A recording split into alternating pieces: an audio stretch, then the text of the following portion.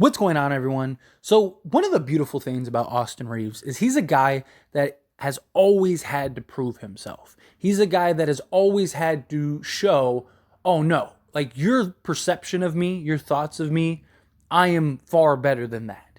And there was even like an article that was like going around. It was an old article from him in like high school, I believe. And it was just like, don't let the smile fool you. This guy can hoop, right? And it's like, that is a perfect example of Austin Reaves and what he is able to overcome, and that chip on his shoulder, and him continuously driving and striving to be better and better and better.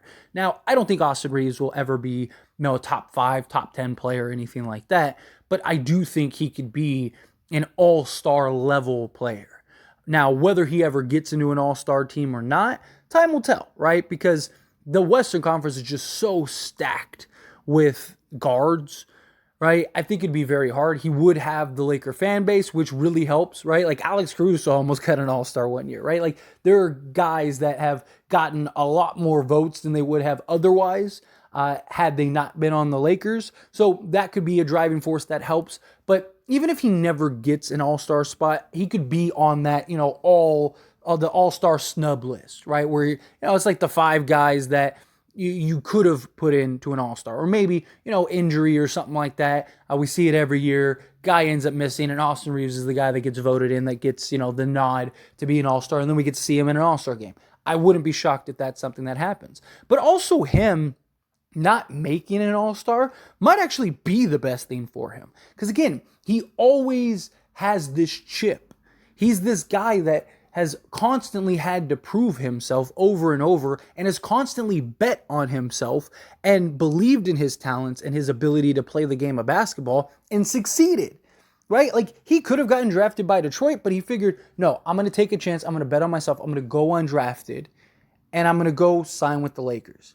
Because that spotlight, if I can show the player that I am, is just going to send me into the stars. And that's exactly what's happened. And he has continued to show that with Team USA, that it's not a fluke, that it's not something. And I know, like, all the people, haters, stuff like that, are all clowning him because because he had a bad game and Team USA lost. But that just shows the greatness and the attraction of Austin Reaves, right? Because you have all these people saying Austin Reaves doesn't deserve to be on Team USA. Austin Reaves isn't him. Austin Reaves is this, that, and the other. But as soon as he has a bad game, they all blame him for the loss. Not Anthony Edwards, not Jalen Brunson, not Brandon Ingram, not Triple J, who had 1 rebound and 7 points, right? Like it's so funny to see everybody try to clown now Austin Reaves, and all those same people were saying he's trash and he's a glorified role guy. So what is it? Is he the best player on Team USA or the second best player? Because you're treating him like he is. You're acting like he is. You're blaming him for the loss of Team USA when nobody else showed up, and he's the 6th, 7th guy. And yet you guys still want to criticize him and act like Team USA lost solely because Austin Reaves wasn't him that game. Like, guys have bad games. It happens. He's still leading the team in rating. He's still been the second most consistent guy on that roster next to Anthony Edwards. I'm not saying necessarily he's the second best, but consistency-wise, he's giving you 11 and 6 a game. He's the stabilizer. Every time Team USA looks bad, Steve Kerr puts Austin Reaves into that game, and boom, everything's back to normal. Right? Like, he's literally helped them win games and change the course of games. He's led the team in games in points and assists.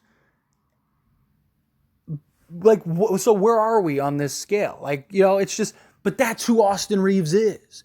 And it's finding that motivation. It's finding that drive. It's staying humble. We see it. Even with the Nelk Boys podcast, if you saw that with him, he's constantly finding ways to stay hungry, stay humble, and that's going to be huge for his career. And there was a report that came out from Joe Von Buha that kind of reiterated this about that hunger. What Austin Reaves had to say. So, as Reaves exited the UNLV Mendenhall Center court after a Team USA practice, where he had just completed an around the arc 3-point shooting competition with teammates Mikal Bridges and Cam Johnson, He circled back to a slight that has burned in his mind the last 6 months. I was hurt at the time, so I get it, I guess, he said. Not really, but what Reaves was talking about, it was his absence from the Rising Star Challenge, the glorified exhibition for rookies, sophomores, G League standouts that kicked off NBA All-Star Weekend in Salt Lake City in February. At the time, Reaves was returning from a 16-game absence due to a hamstring injury, but he doesn't think that was enough of a reason to be overlooked and not invited. It's kind of a common theme for my life, he said. And he's right. Those are the kind of things that keep him motivated. Those are the kind of things that keep him focused on elevating his game and continuing to grow, right? Now, could you make an argument he didn't necessarily deserve to be in that? Sure, right? He's coming off a 16-game absence, as it was stated. He hadn't really turned into him yet. That emergence happened after that where, he got that opportunity and just blossomed. But it's those kind of things that are constantly happening to Reaves, and Reaves constantly taking notes of that and going, okay, watch this. Oh, okay, so you're going to keep me, okay, watch this. And that's why I really do think Austin Reaves very likely could be 18 to 20 with 5 rebounds and 5 assists, right? Talk about it all the time. I could see him being 25 and 5. I know a lot of people, they like to mock and make fun of me and all that stuff. He did it in the playoffs on 55, 50, and 90 stats. Like, the guy was ridiculous. This guy is about as close to a 50, 40, 90 player as you can get. So to think with him taking a bigger role and a bigger step and continuing where he's left off, he can't go get you 20 a game?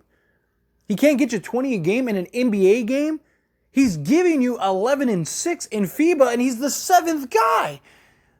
And there's different rules, and it's more physical, and what are we talking about here? To think that it's that far-fetched that Austin Reaves can't give you 5 more points this year than he had last year, right? And he was already 4 and 4, so he can't get you an extra rebound, an extra assist in a more common role, or a more prominent role. It's not really that far-fetched to think that this guy can't be a 25 and 5 guy. Or let's say he's 18, 4 and 4. That still is ridiculous. Do you know how many players average 18, 4 and 4, especially as the third option? I think Austin Reaves on most nights very likely could be the second option, right? I think LeBron kind of coasts a lot this year. I also think, LeBron and Anthony Davis are going to miss 20 plus games this year each. So in those games, Austin Reaves is very likely going to be the second option.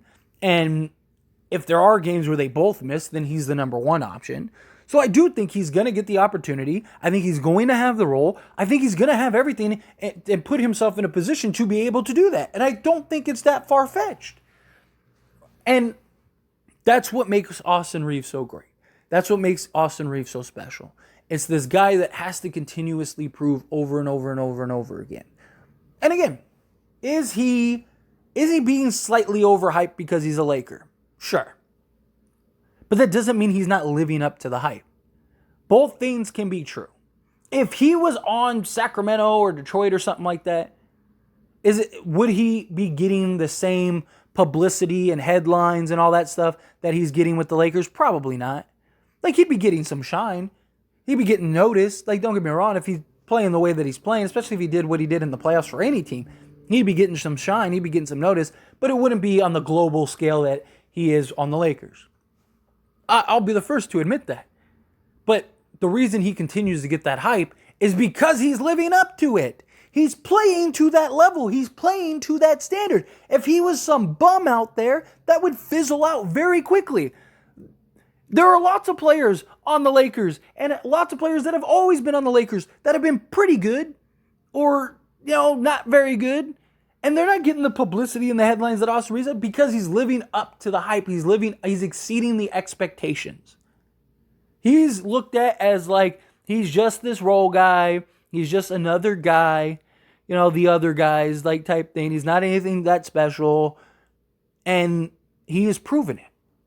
And there was a real concern going into this season coming up. Would he be able to continue where he left off? We have seen lots of players have good moments, good stretches, good seasons, good playoff runs, and they're never able to replicate it, right? Like, I mean, look, like Rui Hachimura, who's on the Lakers, right? He is ridiculous in the playoffs. Like, the guy is like 50% from three, 60% from the field, right? Like, he elevates ridiculously in the playoffs. But for whatever reason, the regular season, he can't maintain that fire. I'm not saying he's bad by any means. I'm not saying he's not great by any means, right? He's still a 13-point-a-game guy, and he still shoots 50% from the field.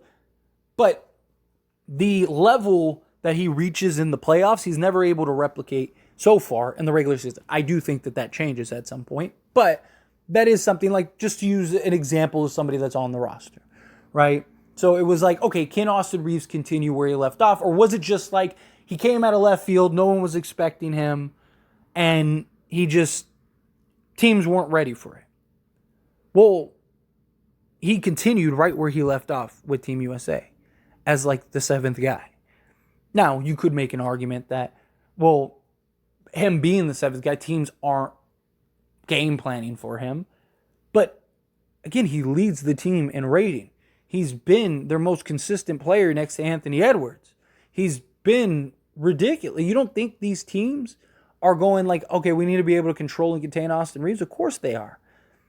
Like, that was one of the things that there were the reports that Austin Reaves' brother was talking to one of the guys in Lithuania about it. And they were able to contain Austin Reaves, and what happened? They lost. And I mean, a lot of it was just Austin Reaves just had a bad game. Guys have bad games. Right? And he still gave you like 7 points or whatever, which is great for FIBA. I mean, like, Brandon Ingram's averaging less than that. He's averaging like 6.5, something like that, 6.9, something like that. So, like, Reaves' worst game is better than Brandon Ingram's average. Like, come on. Like, what are we talking about? What are we doing here? Austin Reaves is him. Austin Reaves has been great. And I love seeing this just drive and motivation from him, and him just trying to find things. Because that's what these great players do. You don't think LeBron is constantly trying to find reasons to have chips on his shoulder? Of course he does. That's how you keep the drive. That's how you keep the motivation. It's how you keep going. And I'm pumped. I'm pumped for this season. I'm pumped to see Austin Reaves. But anyway, as always, this is a discussion, so I pass the question on to you. Let me know your thoughts and opinions down in the comments below. What do you think? How do you feel? Think Austin Reaves is going to continue where he left off? Do you like that he keeps finding these chips? How do you feel? Let me know down in the comment section below.